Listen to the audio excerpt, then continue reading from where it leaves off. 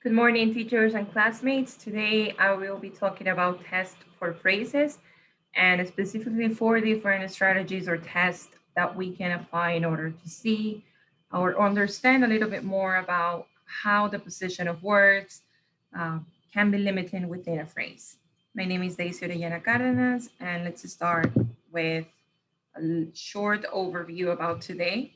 I'm going to start with ellipses with a definition and some examples.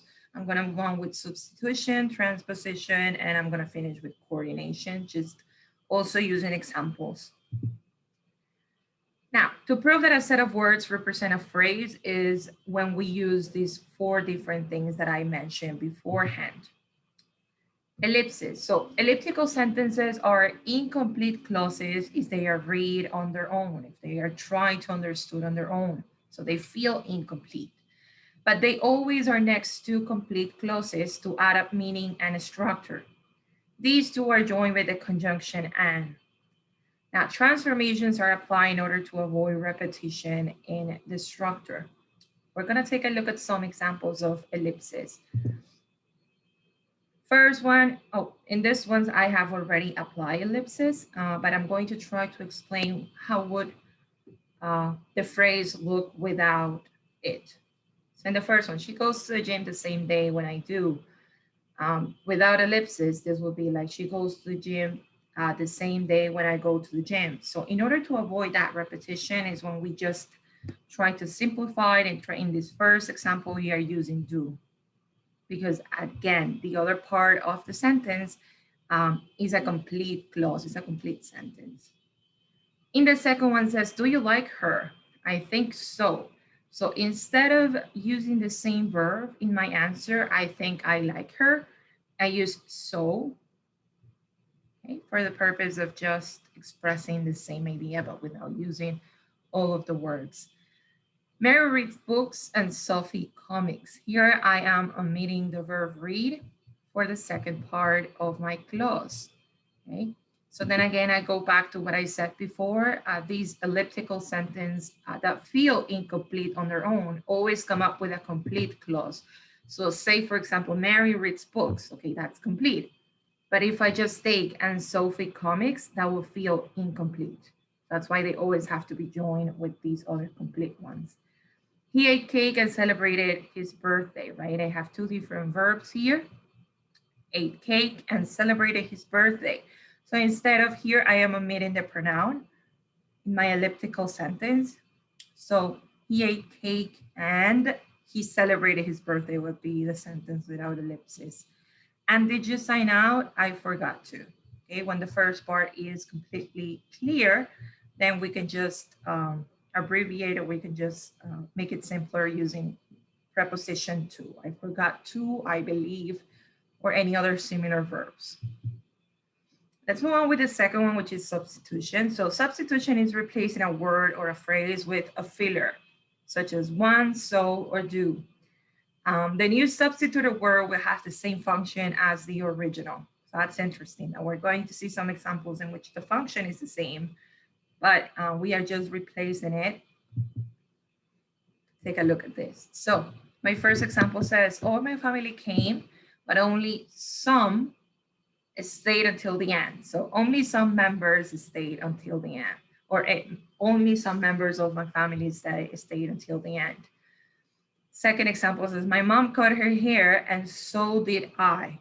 That structure of so auxiliary plus pronoun, it's also accepted for substitution. It's another type of substitution, right? When I want to express that I also follow the first part of the complete clause, right?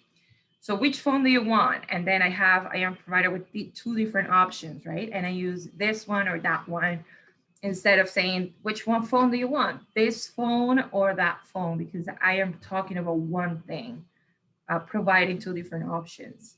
My sister's teacher told her that she was dumb. Really? Can teachers do that? So that referring to the action, because I don't really need to state again the action of a teacher. And he told me to go to the gym, but I didn't. So again, using an auxiliary in order to express the idea. The third one is something called transposition. It's basically moving part of a phrase is moving to a new position and assign a new grammatical function, but it doesn't really affect meaning. Okay, so this is really useful to be able to understand how complicated it can be to assign a word order or within a phrase, and why it's important to apply all of these tests. So I have some examples here. This is usually seen in passive voice, but not only here, it's much wider, complicated. So I have some examples of passive voice. Sue changed the flat tire. The flat tire was changed by Sue.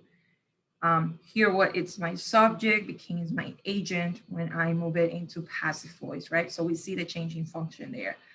We're going to watch a movie tonight.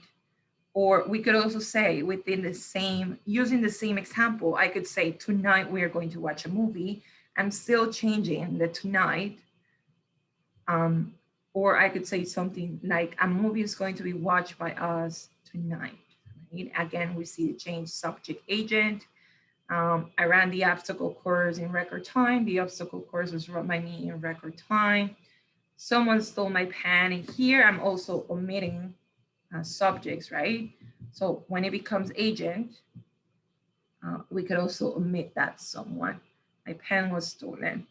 And I use a credit card to pay. Credit card was used to pay. I don't really need to include what was my subject. I don't need to include my agent. And the last one is coordination, which is very similar or can be confused with ellipsis. But coordination is about linking two or more words, but respecting the category. Okay? So respecting the type of word that you are using. So contrary to ellipsis, coordination does include pair elements and join use conjunctions. I have some examples here. Oh, by the way, also it's important to mention that ellipsis also wants to avoid repetition and doesn't really follow that principle of respecting categories, but coordination does. So I have some examples here of how we can use these conjunctions for coordination. Both my sister and aunt, both clothing items from my brand. So here I'm more emphasizing rather than just omitting like in ellipsis.